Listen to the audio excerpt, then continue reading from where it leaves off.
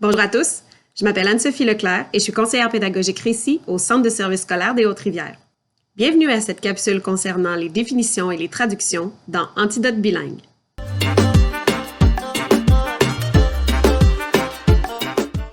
Maintenant, on va apprendre comment utiliser Antidote pour trouver la définition d'un mot en français et en anglais et pour faire la traduction de ce même mot du français à l'anglais et vice-versa. Alors, si vous êtes en français et que vous cherchez la définition d'un mot, disons le mot main, voilà, vous pouvez aller dans la barre de recherche et taper ce mot-là. Et vous avez des suggestions déjà. Si vous voulez un mot qui commence par main, vous allez pouvoir avoir toutes ces options-là ou tout simplement cliquer sur le bouton « Entrée » pour aller directement à la page de la définition du mot main, qui peut être un nom féminin ou un nom propre masculin. Un nom propre masculin? Une rivière d'Allemagne.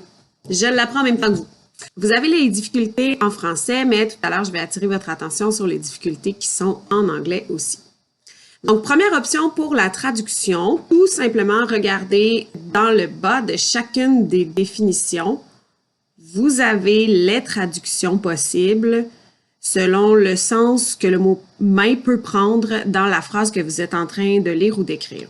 Si vous êtes en train d'utiliser Antidote seulement en français ou seulement en anglais et que vous ne voulez pas avoir ces traductions-là, c'est super facile à enlever. Vous n'avez qu'à cliquer sur « Masquer les traductions » ici. Et ça allège la présentation tout simplement. Donc, ça enlève ces traductions-là si ce n'est pas ce que vous recherchez. Donc, puisque nous, on est dans Antidote bilingue et dans ce tutoriel-là, je vais les laisser et je vais même vous montrer à traduire d'une deuxième manière. Donc, je vous rappelle, première manière, on observe en dessous des définitions, dans l'onglet « Définition des dictionnaires », les traductions vont être là automatiquement. Deuxième manière, on clique sur l'onglet « Anglais » si on veut passer d'un mot français à un mot anglais. Donc, maintenant que j'ai cliqué, j'ai la traduction. C'est changé aussi dans ma barre de recherche, c'est devenu le mot « hand » en anglais, qui est un nom, mais qui peut aussi avoir la classe de verbe. Donc, ça peut être « to hand something », tendre quelque chose à quelqu'un. Je vais d'ailleurs vous le montrer tout de suite. On peut changer la classe du mot en cliquant tout simplement sur les onglets possibles dans le haut de cette page-là de définition. Alors, je voulais attirer votre attention sur les difficultés qui sont à droite ici. Dans ce cas-là, dans le cas du mot « hand », il nous suggère d'utiliser l'article « a » avant le mot parce qu'on prononce le « h » qui est en début de mot. Donc, on ne peut pas dire « an end » sans dire le « h » parce que ça ferait comme une fin au lieu d'une main. « A hand », ce serait une main, an end, ce serait comme une fin. On va maintenant faire la traduction inverse, donc partir d'un mot en anglais et se diriger vers le français. On peut tout simplement le faire encore avec hand. Là, si je clique sur l'onglet français, là, ça m'a donné le verbe hand. Est-ce que c'était parce que j'étais... Oh, je suis à tomato? OK, je vais revenir en arrière. D'ailleurs, ça, c'est une bonne chose à savoir, c'est une bonne astuce. C'est comme dans un navigateur web. Les petites flèches ici nous permettent de revenir à l'endroit où on était. Ah voilà, j'étais dans hand, le verbe. C'est pour ça que quand j'ai cliqué sur le français, ça m'a donné le mot « donner ». Mais là, je veux « hand noun », donc le nom, donc une main. Je clique sur le bon onglet en haut et là, je vais pouvoir faire ma traduction en français. Donc, je viens de cliquer et ça m'a donné la main en français. Donc, pour traduire, je rappelle deux options. On change d'onglet ou on regarde tout simplement dans les définitions pour la petite partie qui est comme en italique et qui est grisée. Si on s'attarde un petit peu plus à ce qui se trouve dans la section définition, et là, je vais revenir en anglais puisque c'est une capsule pour Antidote bilingue, voilà.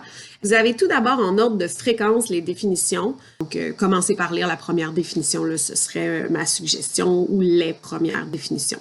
Souvent, les moins utilisés, les sens les moins utilisés sont plus bas. Ensuite, vous remarquez peut-être dans le bas de cet onglet-là, il y a 3 options. En français, je pense qu'il y en a 2. Laissez-moi aller vérifier. Voilà. Donc, en français, on a locution et proverbe. Dans le fond, en anglais, locution est comme divisé en 2 sections, les expressions et les idioms, qui sont l'équivalent des locutions là, en français. Dans le fond, c'est une suite de mots qui sont souvent regroupés, qu'on utilise ensemble fréquemment quand on est un anglophone. D'ailleurs, dans Antidote, c'est également possible de chercher carrément des expressions au complet dans l'onglet de recherche. Donc, si je retourne en français et que je cherche l'expression « à main levée », comme on vient de voir en anglais, je vais appuyer sur « Entrée » et là, je vais avoir 2 sens possibles du mot « à main levée » dans les définitions, toujours en français.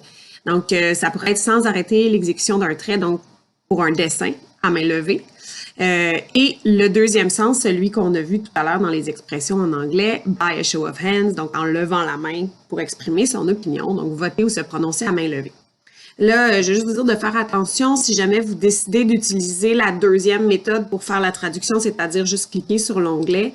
Il va vous donner la première définition en français, donc la plus fréquente, et il va la traduire. Donc, dans ce cas-là, ce serait freehand, comme un dessin à main levée et pas by a show of hands. Donc, faites attention ou utilisez la méthode selon le sens que vous voulez donner à votre expression.